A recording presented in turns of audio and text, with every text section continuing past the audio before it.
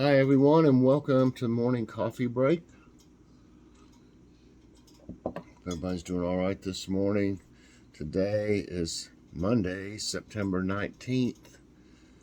Man, I can tell I was half asleep when I wrote these notes. I can't even read them. They're awful. I was falling asleep, I think, when I finished up everything last night. I know I was falling asleep. But anyway, currently it's 64 degrees. High today is 83. No chance of rain. No wind. Humidity is 84% and air quality is 66. That's moderate. Oh, today, if I wrote down the right thing, I got a Kroger haul. So check that out today. I always get some good deals over there.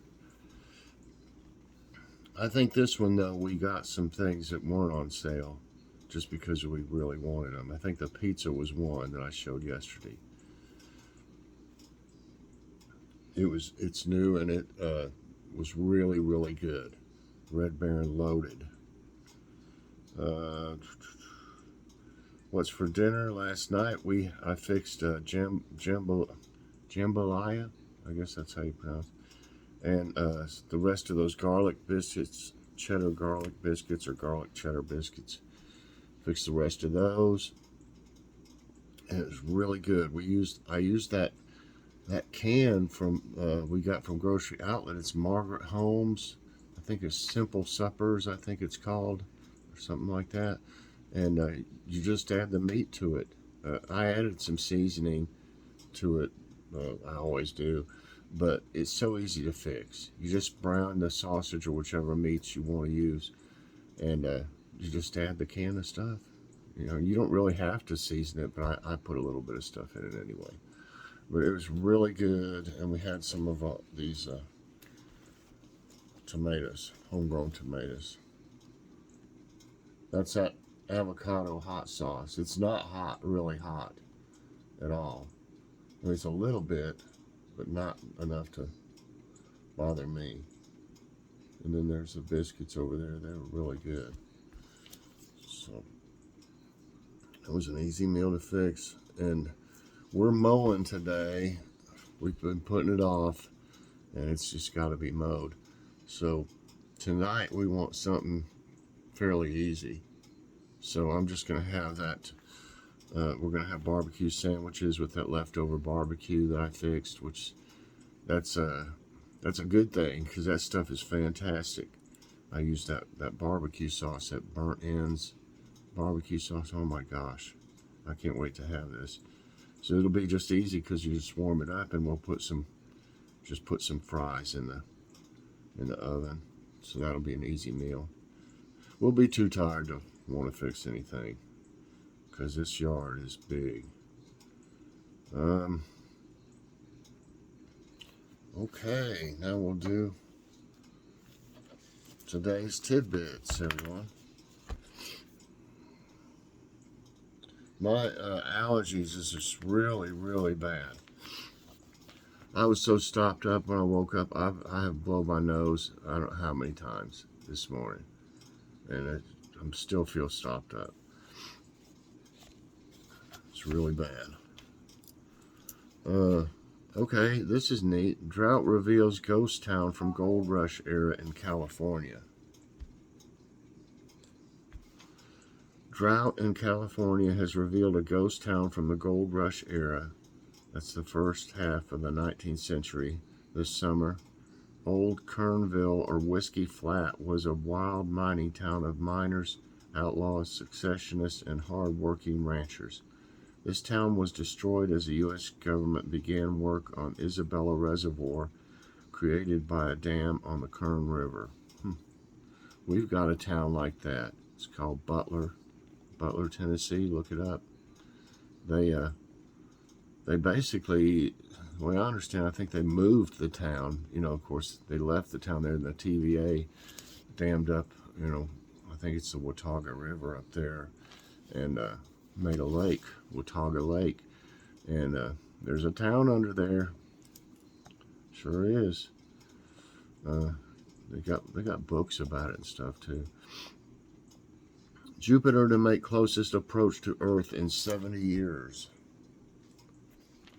Stargazers can expect spectacular views of Jupiter on Monday, September 26, when it reaches opposition, meaning the planet will be between the Earth and the Sun.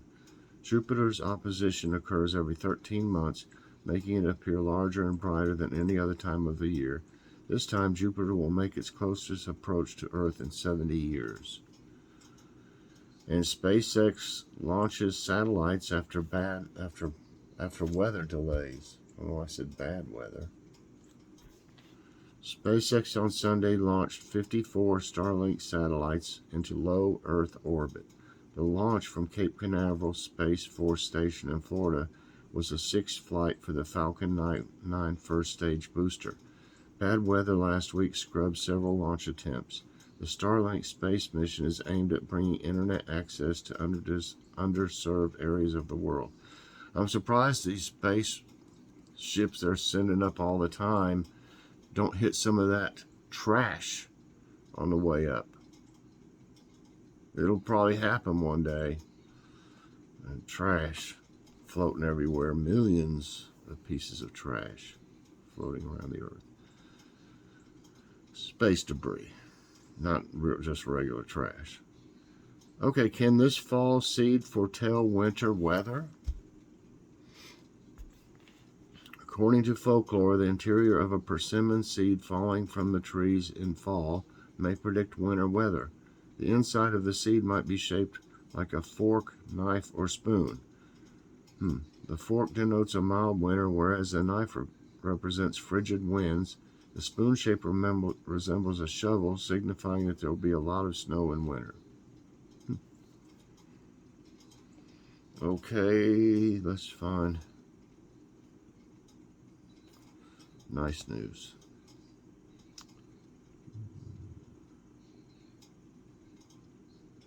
Where are you at?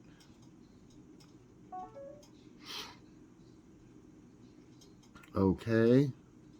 Ozone layer recovery has hit a significant milestone. Well, that sounds good. The ozone layer is bouncing back slowly but surely, 3 decades after NASA and the National Oceanic and Atmospheric Administration first began tracking its progress. The NOAA recently announced that the concentration of chemicals and substances that deplete the ozone layer has fallen more than 50% back to the levels observed in 1980.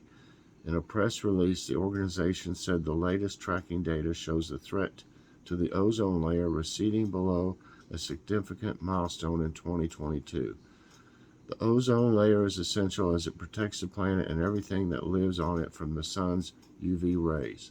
In the 1980s, scientists discovered that human-made chemicals were severely damaging the ozone and mobilized for change.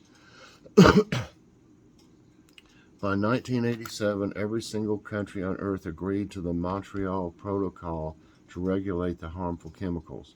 The first and only time the entire world has ratified a treaty in unison. So see what can happen if everybody, joins in. Stephen Montzeka, senior scientist for NOAA's Global Monitoring Laboratory, noted that there's still a ways to go restoring the ozone layer to where it needs to be, but the new milestone offers hope for a full eventual recovery. It's great to see this progress, he said. That is great for once. That's good to hear. Okay, new cell therapy offers hope for patients with autoimmune diseases. A cell therapy presently used to treat some cancers have been tested in people with lupus, and researchers say the positive results could have major implications for a wider range of autoimmune diseases. The study involved 5 patients with severe lupus who received CAR T-cell therapy after other treatments failed to ease their symptoms. They are all now in remission and have been off their usual medications for 3 to 17 months. Wow. And we have a friend that has lupus. Lupus is an autoimmune disease that can affect the joints, skin, kidneys, blood cells, brain, heart, and lungs, according to the Mayo Clinic. And, I have Crohn's disease, and it can affect all your organs. The CAR T-cell therapy targeted the illness by modifying each patient's T cells to attack the B cells that were causing symptoms, leading to an effective rebooting of the immune system, the study said. We are very excited. Hi, Kitty. She's down around my feet. We're excited about these results. Rheumatologist and lead researcher George Shett told the Guardian, noting that this treatment could also help people with other ailments, including rheumatoid arthritis, myositis, multiple sclerosis, and somatic sclerosis in the future. I wonder if they could help Crohn's disease, maybe. That'd be awesome. Okay, how scientists think Saturn got its characteristic rings and tilt. Due to its characteristic rings and tilt, Saturn is likely the most recognizable planet in our solar system. After all, it's the only one aside from Earth that has its own emoji. Astronomers have long tried to ascertain exactly why the planet looks the way it does, and one team thinks they have finally figured it out. In a study published last week, scientists at the Massachusetts Institute of Technology and the University of California, Berkeley, suggested that it's all thanks to a long-lost moon that once orbited Saturn. The researchers estimated that about 160 million years ago, the moon came too close to Saturn and it got ripped apart by tidal forces, forming the rings. The study also blames this moon, dubbed Chrysalis, for Saturn's tilt. Both the tilt and the rings are much younger than the 4.5 billion-year-old planet itself, though scientists have never been able to figure out the reason before. A variety of explanations have been offered, but none is totally convincing, study author Jack Wisdom said in the press release per CNN. The cool thing is that the previously unexplained young age of the rings is naturally explained in our scenario. So it's a moon that's busted up, I guess. Let's see if we got a quote here. Quote of the day, Emily Dickinson. I find ecstasy in living. The mere sense of living is joy enough. Okay, everybody, that's it for today's tidbits and nice news and morning coffee break. I hope you enjoyed it. If you did, I hope you'll press that like button. Wait a minute. Also subscribe if you haven't already and share this out. And hit that so you get all my videos as soon as they come out. I hope everybody has a great day. We're going to have a not so great day and mow. It's winding down though. Usually sometime in October is the last time we'll probably mow. I've had to mow before as late as, the end of October, but if it doesn't rain a whole lot and it's cooler, it won't be. We'll be able to quit sometime because it gets to you after a while. It's a lot of work, so we'll get that done today, and then we'll just have to rest for a couple days. So anyway, I hope y'all enjoyed this morning's coffee break. If you did, I hope you'll. I already did that, so I remember this time. I'm just sleepy, y'all. I didn't sleep that well. Kitty woke me up. I don't know where she went. She was around my feet here. There she is. She's behind me. I gotta watch out because if I pull this chair up and move it back, she is right behind me. So I'm glad I looked. Little stinker woke me up.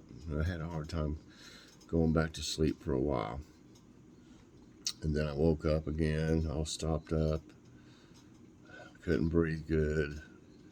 My nose was stopped up. I hate not being able to breathe through my nose. I can't stand that. So anyway, I'll make it. I always do. So thanks so much for watching, everybody. I hope you have a great day, and God bless.